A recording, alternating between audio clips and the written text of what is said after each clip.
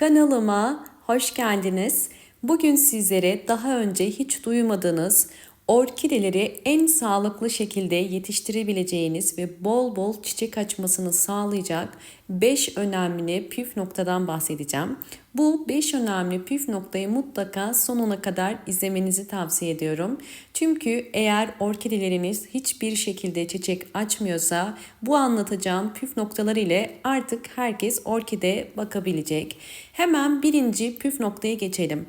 Eğer orkideleriniz vermiş olduğunuz sıvı bitki besinlere rağmen hiçbir şekilde çiçek açmıyorsa yapmanız gereken en önemli püf nokta hava değişimi yapmak. Bir orkidenin çiçek açabilmesi için sağlıklı köklere ve yapraklara sahip olması gerekiyor.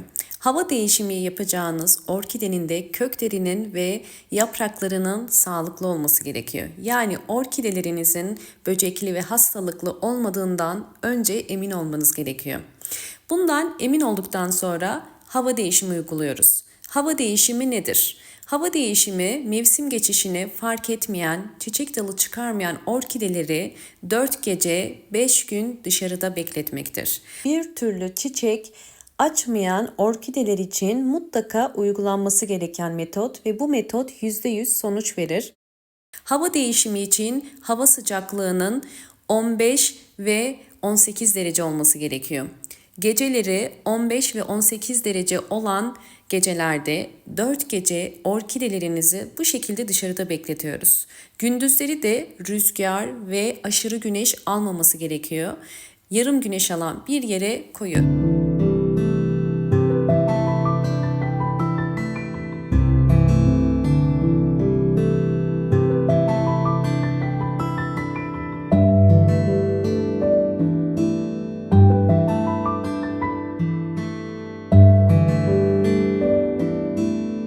4 gece ve 5 gün sonunda bu şekilde sağlıklı olan orkidelerinizi artık içeri alacağız. Yani günlerce, haftalarca bekletmiyoruz. Orkide bakımında ikinci önemli püf noktaya geçiyorum. Bunun için limon kullanıyorum. Sizler normal sarı limonları da kullanabilirsiniz. Bir yemek kaşığı kadar limon suyunu sıkıyorum. Bir kasenin içerisine bir yemek kaşığı kadar limon suyunu koyup üzerine 200 milim su koyacağım. Ve bu suyun içerisine yaprakların daha canlı ve parlak olabilmesi için nem yağı koyacağım. Nem yağı şart değil. Nem yağı natürel ürünler satılan marketlerde bulabilirsiniz. Nem yağınız yoksa sadece limon suyu da bu işi yapabilirsiniz. Özellikle orkide bakımında en önemli püf noktalardan yaprakların altlarını kontrol edip böcek ve hastalık olup olmadığını bakmamız gerekiyor. Bunun için bir pamuğu hazırlamış olduğumuz bu suyun içerisine daldırıp orkidelerin yapraklarını muhakkak hava değişimi sonrasında hem üstten hem de alttan silmeniz gerekiyor. Orkideler eğer çiçek dalı çıkarmıyorsa bir hastalık ya da böcek olabileceğini gösterir bu durum. Bu yüzden sizlere tavsiyem orkidelerinizi mutlaka ayda bir kere yapraklarını kontrol edin ve bu şekilde ayda bir kere limon suyu ile orkidelerinizin yapraklarını hem üstten hem de alttan silin. Böylelikle orkideleriniz daha sağlıklı olacaktır. Ve bu işlemi bütün yapraklara uyguluyorum. Videomu buraya kadar izlediyseniz ve beğendiyseniz hemen beğen tuşuna basıp kanalıma da abone değilseniz eğer bana destek olmak için abone olup ve bildirimlerden haberdar olmak için sağ köşedeki zil sesini de açık konuma getirebilirsiniz. Orkidenin yaprak bakımını yaptıktan sonra şimdi üçüncü önemli püf noktaya geçmek istiyorum. Üçüncü önemli püf noktada orkidelerinizin kök gelişiminin daha aktif olabilmesi için nem oranını yüksek tutmak gerekiyor. Orkideler nemi seven bitkilerdir. Bu yüzden nem dengesini sağlayabilmek için ikinci saksı kullanmanız gerekiyor. İkinci saksıda kullanırken dikkat etmeniz gereken geniş olması. Yani elinizi bakın bu şekilde saksının yanına koyduğunuz zaman bu genişlikte olması gerekiyor. Eğer ikinci saksı kullanmazsanız orkidelerinizin kökleri çok çabuk nem kaybedecektir, su kaybedecektir ve daha sık sulamanıza sebep olur ve orkidelerin gelişimi daha yavaş olur. İkinci saksı orkidelerin gelişimini hızlandırır. Ve diğer en önemli dördüncü püf noktamız orkide sulama. Orkideleri nasıl ve hangi zaman aralığıyla sulamamız gerekiyor? Kesinlikle orkideleri direkt üstten sulamıyoruz. Orkide sulama zamanını sadece köklere bakarak yapmanız gerekiyor. Orkidelerin kök rengi bize orkidenin sulama zamanı hakkında bilgi verir. Bakın elimde 2 tane orkide var. Bu beyaz ve grimsi orkide. Rengini görüyorsunuz. Bu orkidenin suya ihtiyacının olduğunu gösteriyor. Bakın sol taraftaki gri, beyaz, sağ taraftaki yeşil. Eğer kök rengi gri, beyaz ise orkidenin sulama zamanı gelmiş demektir. Eğer sağ taraftaki gibi yeşil ise orkidenin suya ihtiyacı yoktur ve daha fazla su vermeyin demektir. Ve orkideleri sularken sadece 100 milim kadar su vermeniz yeterlidir. Bir su bardağı yani 100 milim. Bu orkidenin bütün suyu akşama kadar çekmesini sağlayacaktır. Bakın suyu koydum ve gördüğünüz üzere kökler hemen yeşile dönmeye başladı. Ve bu suyu akşama kadar çekecek. Sizlere özellikle orkidenin bir gün sonraki su çekimini de göstermek istiyorum. Kesinlikle çok fazla su orkidenin köklerinin çürümesine sebep olur. Bakın bir gece bekledi ve kök rengi yeşile döndü. Kök rengi bu şekilde yeşil iken su verirseniz kökler çürümeye başlar. Bu yüzden çok fazla su vermiyoruz. Bakın saksı içerisinde bir gün sonra kesinlikle su kalmadı. Yine çok yanlış bilinen orkideyi günlerce saksı içerisindeki su ile bekletmiyoruz. Fazla su verirseniz bu şekilde su kalır ve orkide günlerce bu suyun içerisinde kalırsa kökleri çürür ve yaprakları sararmaya, çiçekleri dökülmeye başlar. Eğer orkideye fazla su verdiyseniz bir gün sonra fazla olan suyu mutlaka bu şekilde döküp orkidenizi saksı içerisine koymanız gerekiyor. Benim verdiğim ölçüyle yaparsanız bir gün sonra su kalmayacaktır. Bu da yine orkidenin çiçek açması için en önemli püf noktalardan. Son olarak orkideleriniz eğer ki çiçek açmıyorsa yine dikkat etmeniz gereken bol ışık alması gerekiyor. Orkide nerede ve nasıl konumlandırılmalı? Orkide mutlaka bol ışık alan bir pencere kenarına konumlandırmanız gerekiyor.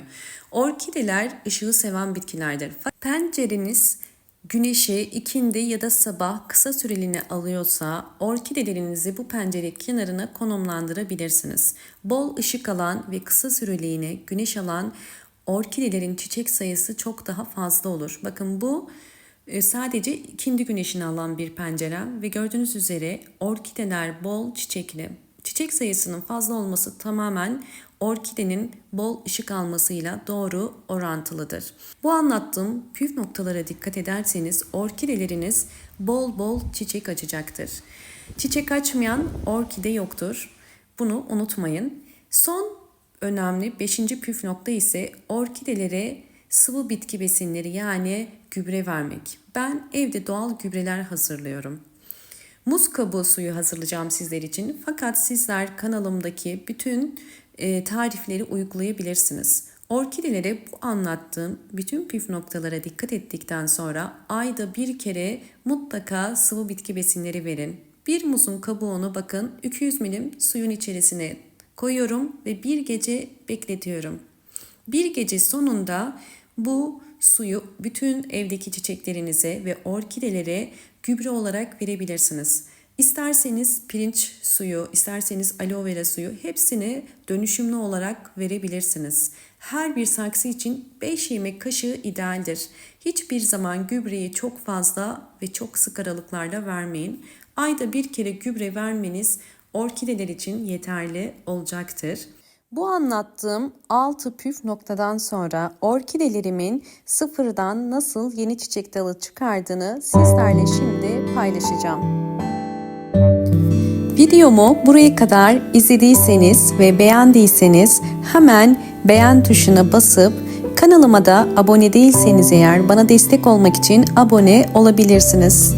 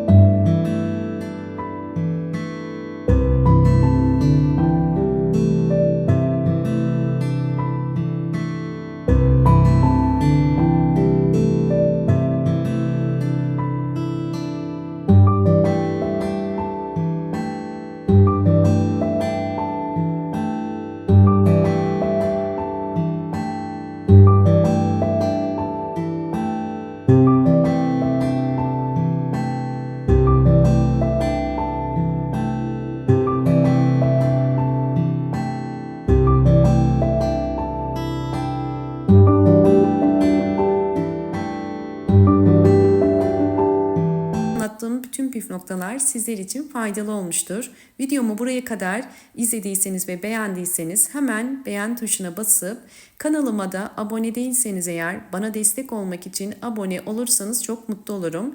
Videolarımdan haberdar olmak için sağ köşedeki zil sesini de açık konuma getirmeyi unutmayın. Hoşça kalın, sağlıkla kalın.